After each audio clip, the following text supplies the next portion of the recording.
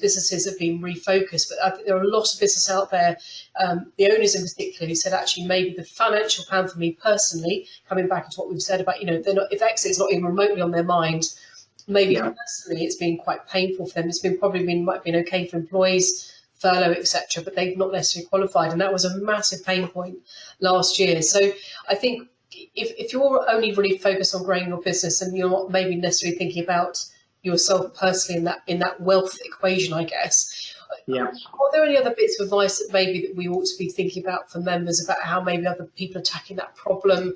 What do they think about their own personal financial plan? Because particularly in early days of businesses, often it's the last thing on your mind. It's just about getting everything going and making money for the company, not always for yourself. I definitely think the vast majority of clients I've dealt with for, 30 plus years have too much of a focus on build it, sell it for a chunk of money. That's my plan. That has been their plan for a long time. And there's an awful lot can go wrong in that sort of start here and finish here process. The pandemic, it was not expected, but it's one of them. But there's lots of other potential risks. So a 30-year strategy of start here and sell there, and that's my retirement plan, is very high risk. And I would probably say if I looked at my clients across the board, 90% of my clients have 90% of their wealth tied up in the business, and probably it generates 90% of their income. They may have some buy-to-let income or some other income. So they are hugely reliant upon that core business surviving and prospering and generating that income.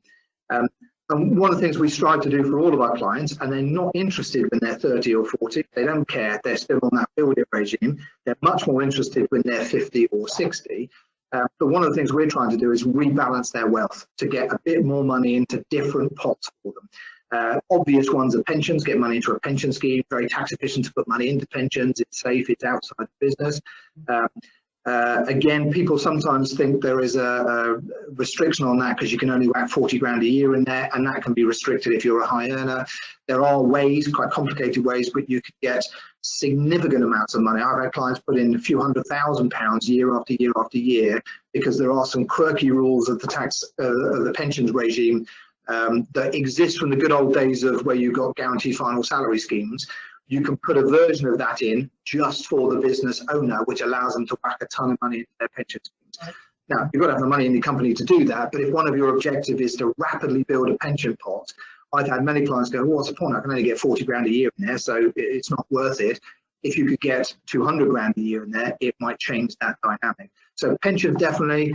A lot of clients I come across have their property in their business. And again, we talked just now about holding companies to make it safe, but maybe outside of the group is a good place to put it. Tax implications, you've got a plan, but again, for some people, it's about safety, rent it back to the company, create an income stream from your property rather than have it in the business. But all of that really for me starts with a wealth report. How much have you got? Where is it? What are you worth today? And the struggle I have sometimes is clients don't want to do that document. They don't want to write down those numbers because they're just frightened of what it will show.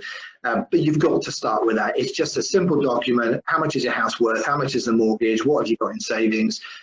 Realistic valuation of your business, etc., etc. So you put a report together that says, okay, today I'm worth this.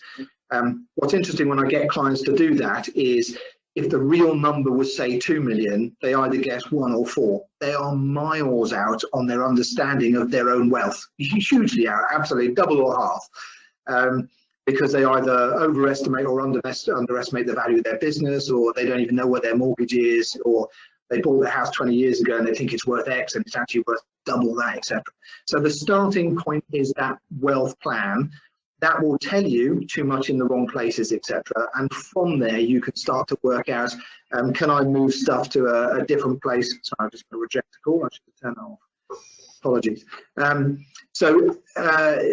I think that's the key, is that document. Once you've got the document, you can then work out, where does it go? The supplementary part of that is, where does the money go at the moment? And I am absolutely staggered sometimes when I talk to clients who spend huge amounts of money on their lifestyle. I had one the other day who was spending 300 grand a year net of taxes, and then we had the problem of how do we deliver that tax efficiently. Had no comprehension of where that money was going, didn't know what it went on.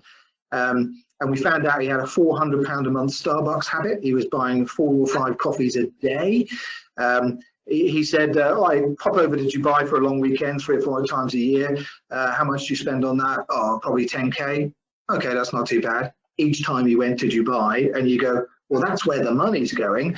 And I would say for a lot of my clients that I talk to, not only do they not really understand their wealth clearly, they've no idea where their money goes. They just don't have a grip on where the money leaks out. And it's just basic good housekeeping. If I kept a little diary of, oh yeah, I bought a newspaper and a coffee and I did that and I did that and I spent that and I forgot about that, you suddenly realize how much money is just eking out of the pores of existence. It just disappears. And then I think, again, you can get a grip on, okay, maybe I don't need to do that. And most of my clients, me included, I could probably hack 20 to 25% off my lifestyle costs and not notice the difference. I just have to be more vigilant to where the money goes. And I think there's 2 parts with that. One is by having that lifestyle where I spend all my money on a lifestyle, I'm creating a lifestyle that is going to be hard to maintain. So I'm building expectations of how many holidays I have and where I eat out and all the rest of it. But also because I'm spending it all, I'm not banking any for the future. So I'm moving closer to this retirement date. And then I want to maintain a 100 or 2 or 300,000 pound a year lifestyle. And I've got no money with which to do that. So it's a double whammy of creating an expectation of a lifestyle that is hard to maintain and then not having any money to maintain it. Yeah. So I think my starting point for any client would be, look at the numbers. It may not be pretty, it may not be good reading, but get a factual document of how much you're worth and where your money goes. Once you do that, you have the opportunity to then make some decisions about maybe I should do things differently, whether that's pension money, property, all sorts of things. One of the things we do, which is really quite interesting for clients, is we do a lifetime cash flow. So we would say, today you're worth this. Your wealth is growing at this rate because property values are going up. You'll put some money into pensions, you're doing this. So that number at the age of, say, 50 is growing like this. You want to retire at 65. So by 65, a reasonable guess says it's worth this. Then you stop investing and you start spending and it comes down the other side.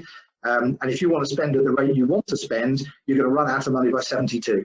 And they go, oh, hang on a minute, what do I do about that? Okay, put more money in, retire later. There are lots of options once you have those numbers, but the idea of just runs 100 miles an hour straight forwards without thinking about the end game, personal end game, not just business end game. That's one of those things that entrepreneurial people focus on the business. It's all about, build a business, grow the business, make profits. And their personal circumstances are almost an aside to that. And we try and make it much more a critical part of their wealth plan. Does that make sense? Yes, definitely. I think we're also probably thinking about how long we might have to work generally. Yeah. We all may be working for a lot longer. I'd imagine that things like social care and stuff is going to cost a lot more. So there's a lot more to consider. I think maybe where our parents thought they would probably only maybe make it to 80 if they were lucky, we may go on for a very long time. So we might be retired as long as we've been working, I think, in some instances. So I think that planning ahead is really important. I think there's been a lot of that focus on what comes next and, how do I want to work? So that's been probably our biggest conversation. How do I want to work? Do I want to carry on working like this? Is this good for me? And I think a lot of people have been reevaluating all those sorts of things. So I think COVID has done that, Kerry. I think that's the thing that the conversations change that I've had with clients is it has made them more aware of the fragility of life. We're not going to go on forever.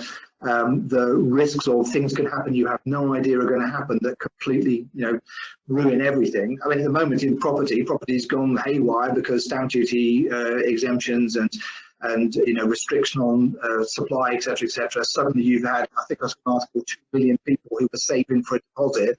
Now they've got 95% mortgages. I've got enough deposit. Wham! They all want to buy a house. House prices go up. At the moment, if you've got property, yay! That's going to go off the other side. That's going to come off the boil. We don't know when. We don't know by how much. But it's that kind of uncertainty that I think has become much more of a concern to my 50-year-olds and above clients. Where, hang on a minute, I've spent 30 odd years building this thing. I don't want to lose it in the home straight